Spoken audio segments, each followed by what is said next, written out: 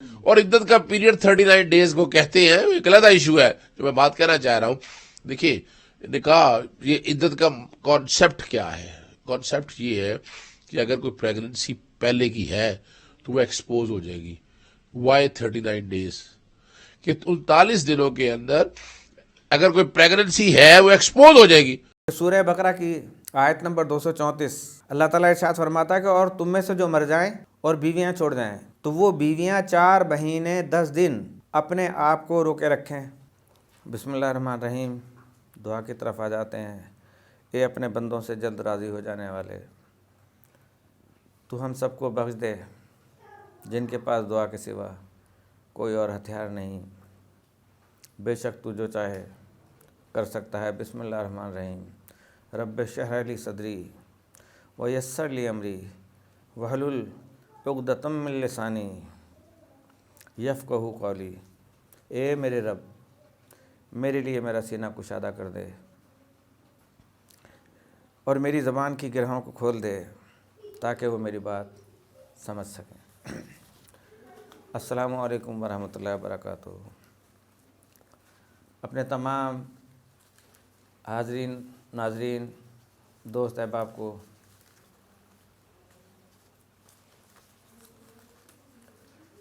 میری طرف سے نیک تمنائیں.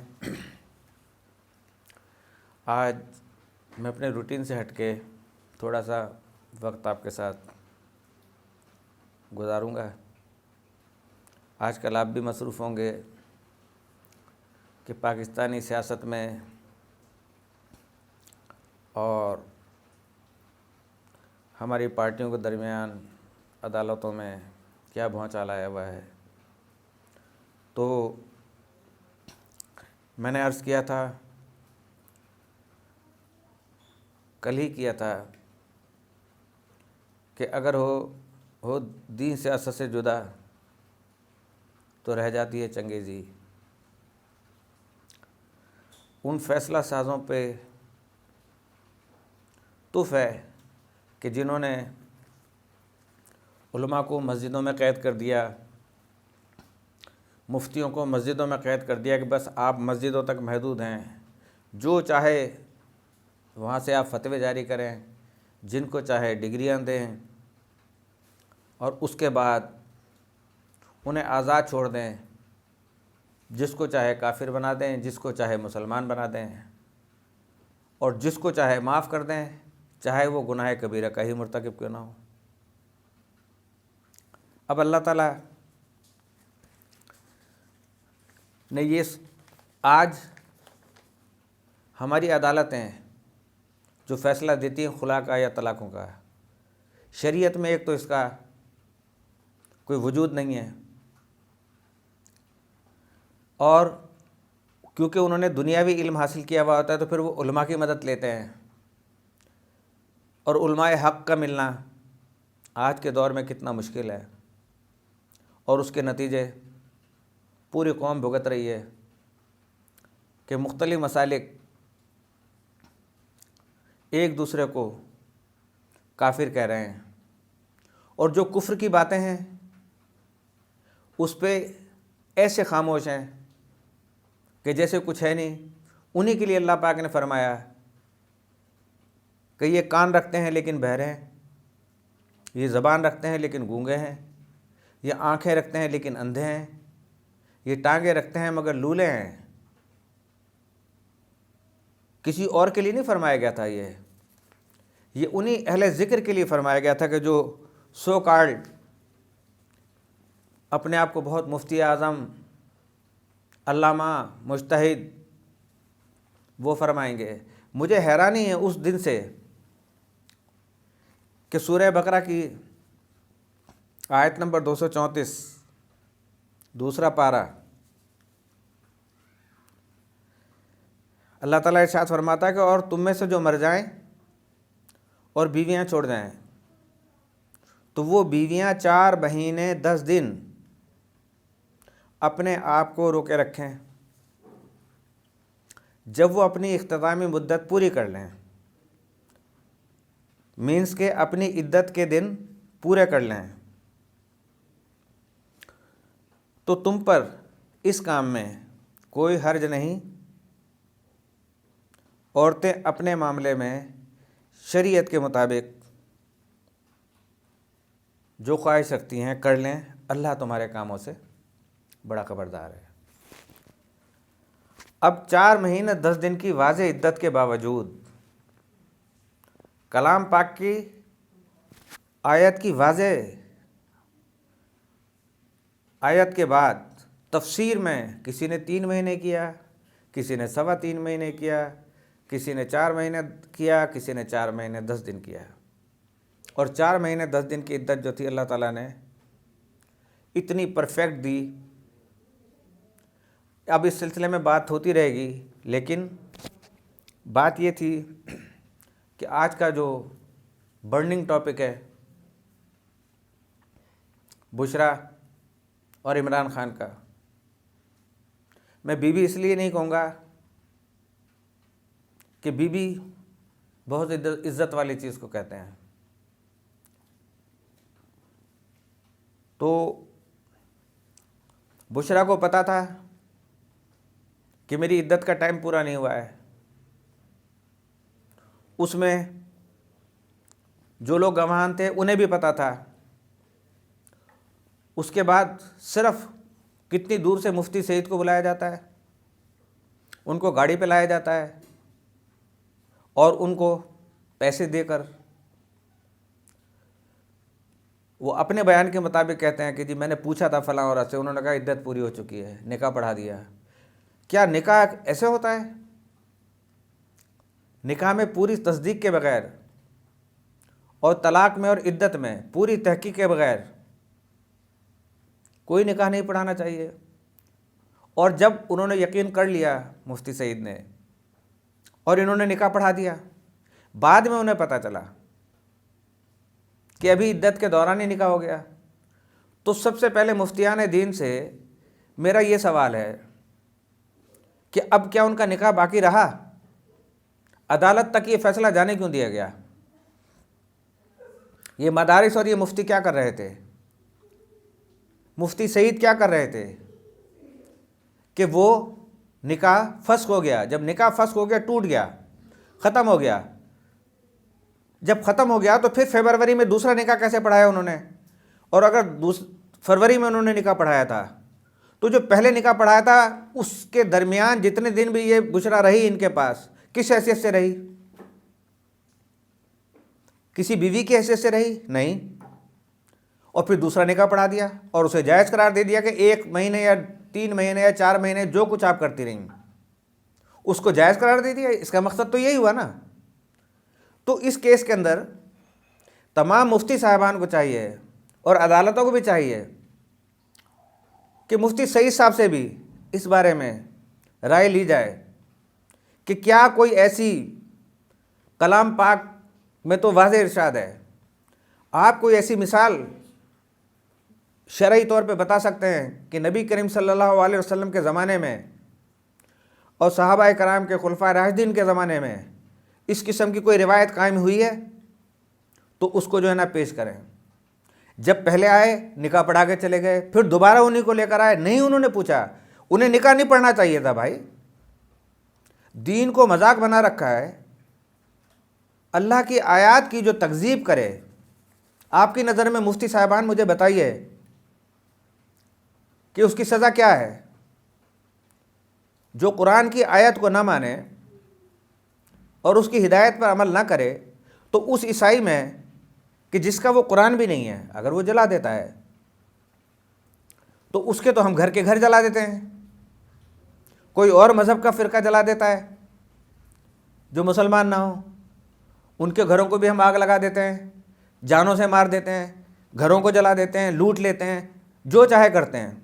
اب کیا حکم ہے آپ کا جناب؟ آپ خود اس کی تکذیب کر رہے ہیں۔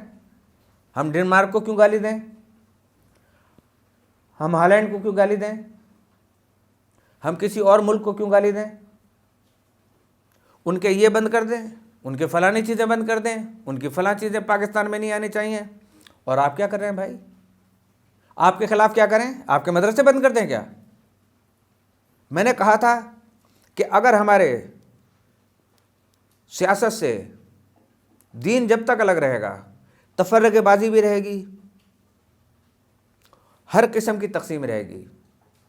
दीन को इस्लामी लिहाज से सियासत में शामिल करना चाहिए, जिसे इस्लामी सियासत कहते हैं।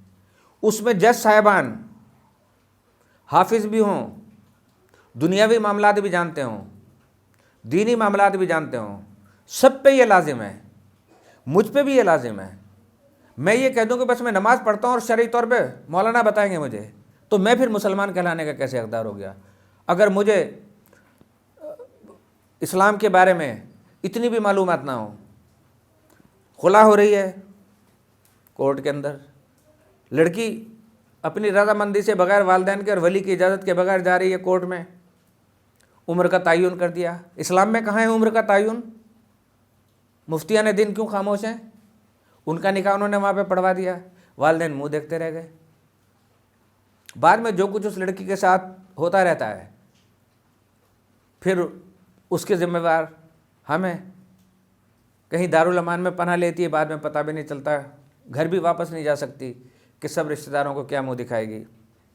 तो खुदा के लिए उलमा को चाहिए कि सियासी तौर पे, दीनी तौर पे एक हो जाएं, कि सियासत से भी उतनी ही उन्हें शुद्ध बुद्ध हो जितनी दीन के साथ और कुरान शरीफ के साथ है। अब क्योंकि आपसे दुनिया को अलग करके मदरसों में बंद कर दिया, तो जाहिर है कि आपने यही तालीम देनी है कि फ़लाना काफिर तो फ़लाना काफिर तो फ़लाना काफिर, कि वोट आपने लेने नहीं है, मेंबर कौमी असम्बली आपने बनना नहीं है, बल्दियाती इलेक्शन में आपका कोई किरदार हो ही नहीं सकता, क्योंकि आप तो मुफ्ती हैं, आपको तो टिकट भी नहीं मिलेगा।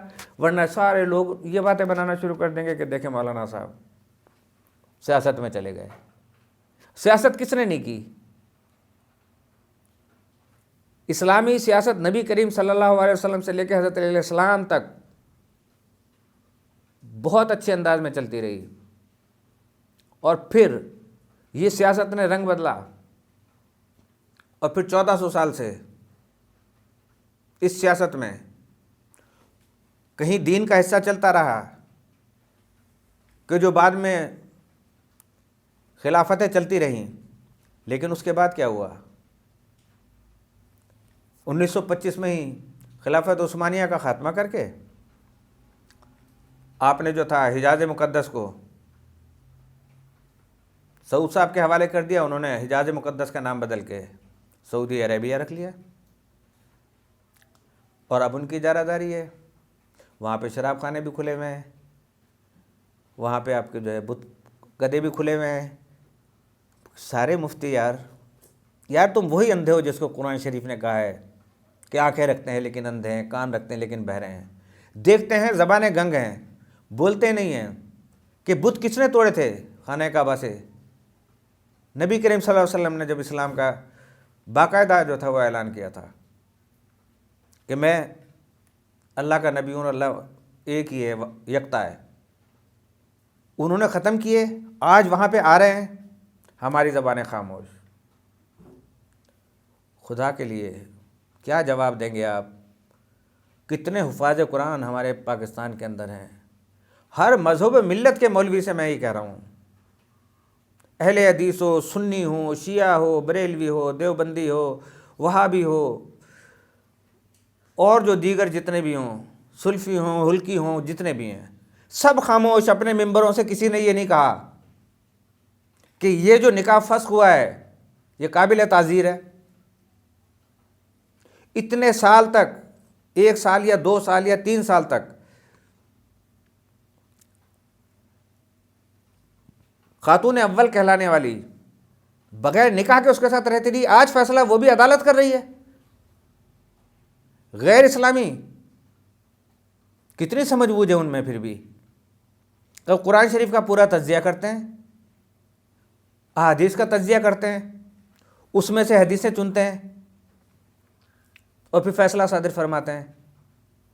और आज उन्होंने फैसला दे दिया, लेकिन ये फैसला आपकी तरफ से नहीं हुआ, क्योंकि आज कोई काजी शरी बैठे हुए हैं, सारे आज काजी शरी बैठे हुए हैं कि जिन्होंने बड़े बड़े फतवे देके जो है वो बड़ी बड़ी हस्तियों को शहीद करवाया। اور جو کوئی ان کے خلاف بولا تو ان کو بغاوت کا فتویٰ دے دیا کہ بغاوت ہے۔ آج یہ سارے بالکل خاموش ہو کے، بالکل بیٹھ کے، میرا کسی سے جھگڑا نہیں، میرا صرف دین کی، میں اس آیت کے مطابق کہہ رہا ہوں، اگر میں مسلمان ہوں تو مسلمان میں بھی ہوں، مسلمان اگر عمران بھی ہے، مسلمان اگر بشرا بی بی بھی ہے، مسلمان بلاول بھٹو بھی ہے، مسلمان الطاف حسین بھی ہے، بلاول نواز شریف بھی ہے مسلمان، لیکن کیا اب ایسی صورت میں اگر میں یہ کام کروں میں مسلمان رہ سکتا ہوں؟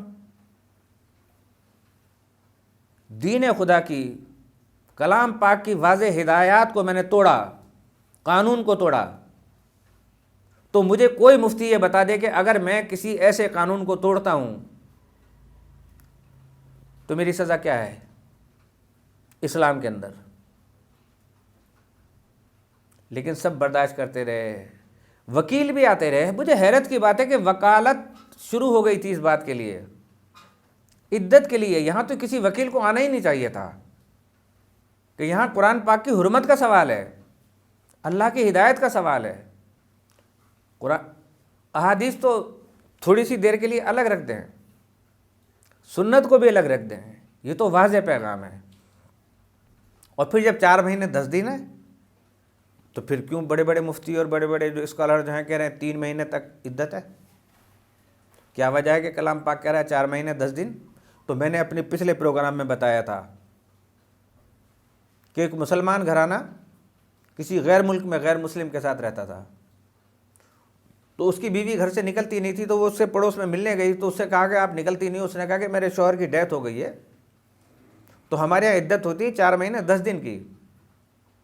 اس نے جا کے اپنے شوہر سے بتایا کہ یہ کیسا مسلمانوں کا قانون ہے کہ 4 مہینے 10 دن تک وہ عورت جو ہے اپنے گھر سے قدم باہر نہیں نکال سکتی، کسی غیر مرد سے بات نہیں کر سکتی۔ اس نے تو پتہ نہیں کتنی عورتوں مردوں سے اور ان سے باتیں کی ہیں، باہر بھی نکلی ہے، سب کچھ کیا ہے، اور نعوذ باللہ من ذالک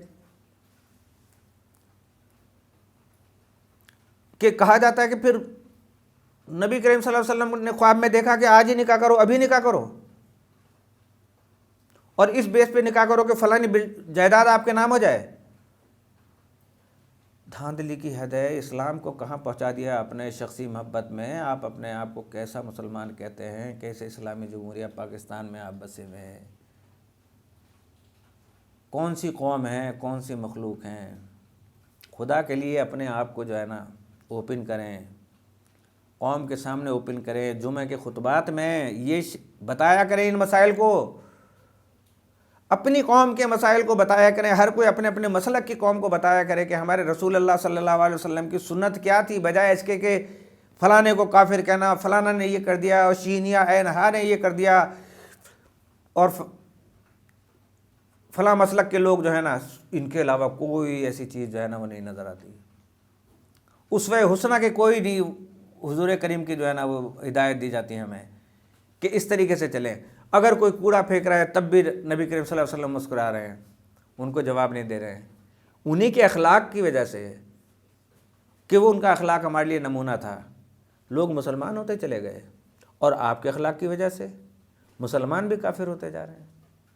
آپ خود کر رہے ہیں انہیں، پھر نعرے لگا رہے ہیں کھلے عام، پھر کہیں پہ کسی شر پسند رہے، کسی جلسے میں نعرہ لگا دیا کہ کافر کافر فلاں کافر، تو ہم نے اس کو ووٹ نہیں دینا ہے کہ اس نے اس کے جلسے میں یہ لگایا تھا، تو تم اس کو دے دو جس نے قوانین قدرت توڑے ہیں۔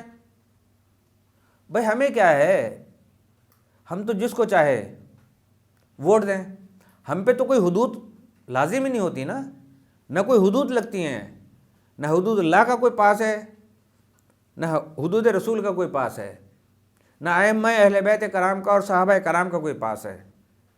ہم خود اپنے طور پہ ایک چیز کو پیدا کرتے ہیں، دل سے، دماغ اپنے ہی دماغ سے تائید کرتے ہیں اور نافذ کر دیتے ہیں۔ تو اس عورت نے جا کے اپنے شوہر سے کہا، وہ سائنسدان تھا، اس نے جا کے ڈی این اے چیک کیا کہ ایک عورت میں ایک مرد کا ڈی این اے کتنے ٹائم تک اس کے جسم میں رہتا ہے۔ آج بھی سزائیں دی جاتی ہیں نا کہ ڈی این اے میچ کر گیا، چلے بھائی سزا دے دیں، اور یہی قاتل ہے۔ کیونکہ جس طرح انگوٹھے کی انگلیاں ہیں پوری دنیا میں کسی سے میچ نہیں کر سکتی، اسی طرح کسی کا ڈی این اے کسی کے ساتھ میچ نہیں کر سکتا، سوائے اس کے کہ اگر وہ میاں بیوی ہیں کہ جن کا ڈی این اے آپس میں مل جاتا ہے۔ تو اس نے جب وہ کیا، اس پہ ریسرچ کی، تو اس نے ریسرچ میں یہ بتایا اور مسلمان ہوا کہ بڑا اچھا اور پکا قانون کہ 4 مہینے 10 دن میں پچھلے شوہر کا ڈی این اے عورت میں سے ختم ہوتا ہے۔ ادروائز پہلا مینسز ہو گیا، دوسرا ہو گیا، تیسرا ہو گیا، یہ تو پتہ چل گیا نا کہ وہ حاملہ نہیں ہے، تو اب نکاح کر دیتے۔ 3 مہینے 10 دن یا 3 مہینے یا 130 دن یا 146 دن اپنی طرف سے کیوں بنائے گا؟ یہ کلام پاک کی روشنی میں کیوں نہیں دیکھا گیا کہ 4 مہینے 10 دن؟ آپ لوگوں نے تحقیق نہیں کی، غیروں نے تحقیق کر کے بتایا کہ ڈی این اے رہتا ہے 4 مہینے 10 دن تک۔ اگر اس سے پہلے عورت کی شادی ہو جائے گی کسی دوسرے مرد کے ساتھ اور اس سے وہ حاملہ ہو، تو شوہر کا جو جس سے حاملہ ہوئی ہے اس کا ڈی این اے اور پچھلے شوہر کا ڈی این اے آپس میں گڑبڑ ہو جائے گا، بگڑی ہوئی نسل پیدا ہوگی۔ آپ نے بتایا یہ نئی نسل کو، اور اس وقت تو فی زمانہ ہر آدمی کو چاہیے کہ شادی جس وقت کرنے لگے تو 6 مہینے کا رشتہ دینے کے بعد وقفہ رکھنا چاہیے اسے۔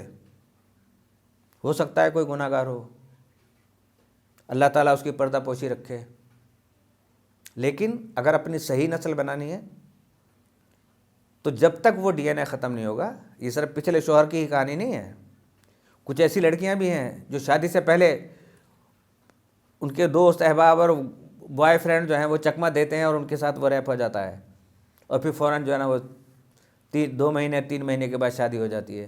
تو مجھے بتائیں کہ اولاد کس کی ہوگی؟ وہ دونوں ڈی این اے آپس میں ملے رہیں گے۔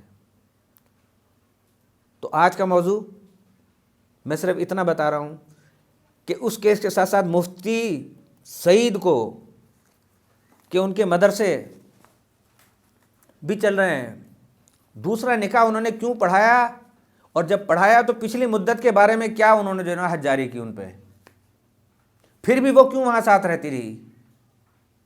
کیا مجھے اجازت دیتے ہیں وہ ایسا کرنے کی؟ نہیں۔